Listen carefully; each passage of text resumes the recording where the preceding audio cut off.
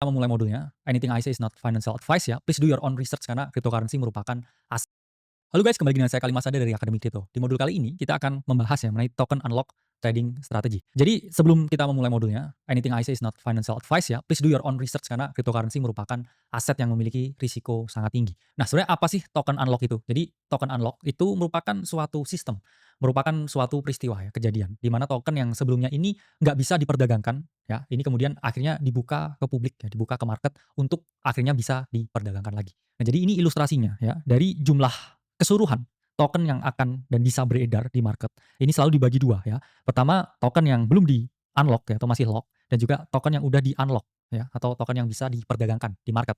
Untuk para stakeholder di dalamnya yaitu adalah investor, venture capital, dan juga developer melakukan realisasi keuntungan. Jadi di ilustrasi ini teman-teman paham ya, bahwa ada token ini yang masih terkunci, masih ada ya di dalam protokol kriptonya dan belum didistribusikan kepada para stakeholdernya. Lalu selalu muncul pertanyaan teman-teman, mengapa sih harus ada ya yang namanya token unlock? Nah, di sini kalau kita lihat ada beberapa poin mengapa token unlock itu adalah hal yang penting. Pertama, ada yang namanya vesting period, kedua adalah pemanfaatan fitur, ketiga kepercayaan investor, dan keempat itu terkait dengan pengendalian inflasi. Pertama ini terkait dengan vesting period dulu ya. Kenapa kok token ini harus di-unlock dulu ya, nggak langsung disebar semuanya ya ke para investor, ke para venture capital, ke para developer? Jawabannya adalah supaya mereka memiliki komitmen jangka panjang untuk building the project. Bayangkan ya, ketika teman-teman mengerjakan suatu proyek, misalkan ya gedung, rumah, apartemen. Kalau semua uangnya dikasih di muka semuanya yang kamu kasihkan, apa yang terjadi? Ya mereka mungkin akan lebih santai ya. Mereka berleha-leha ya saya bilangnya. Karena mereka nggak akan mengerjakan itu dengan giat, dengan gigih seakan-akan mereka ini belum dapat uangnya.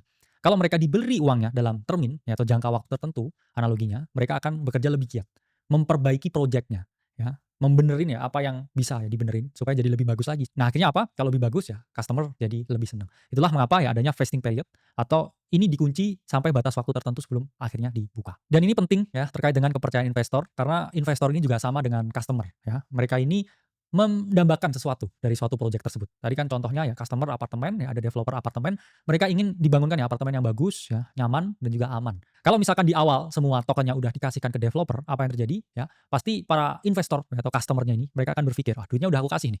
Sewaktu-waktu mereka bisa tinggal mengabaikannya ya, tinggal dijual semuanya tokennya dan lari ya, dumping on investor.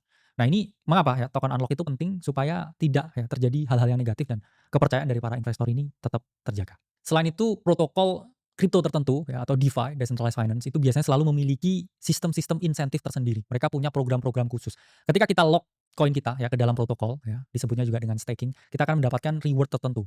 Yang mana reward tersebut ya akan kita dapatkan dalam periode tertentu ketika udah di-unlock ya tokennya. Jadi kamu sengaja ya lock koinmu ya ke dalam protokolnya. Nanti kalau itu udah di-unlock ya kamu dapat reward tertentu ya. Konsepnya ini sama persis seperti kamu menabung di bank. Nah, jadi kita mendapatkan bunga dari token yang kita kunci atau kita lock. Nah, selanjutnya fungsinya token unlock itu adalah pengendalian inflasi. Bayangkan ketika semua token ini udah beredar di pasar. Yang terjadi adalah nilai intrinsiknya ini semakin menurun ya karena banyaknya token yang beredar. Kalau token ini dikunci ya disembunyikan di suatu tempat sehingga tidak bisa diakses ya oleh orang ya, atau para stakeholdernya. Ini membuat nilainya relatif ya lebih tinggi ya, nilai intrinsiknya lebih tinggi dibandingkan ketika semuanya udah unlock, semuanya udah dikeluarin. Token unlock sendiri memiliki ya dan juga mengandung beberapa risiko tersendiri. Di antaranya satu ya terkait dengan exit strategi, dua risiko harga, dan juga tiga ya terkait dengan potensi continuation-nya. Terkait dengan exit strategi ya semua itu mau exit ya, investor mau exit dengan keuntungan dan juga para developer mereka juga pengen ya mendapatkan hasil dari sesuatu yang mereka kerjakan. Sehingga kita nggak bisa munafik ya dan juga menampilkan fakta ya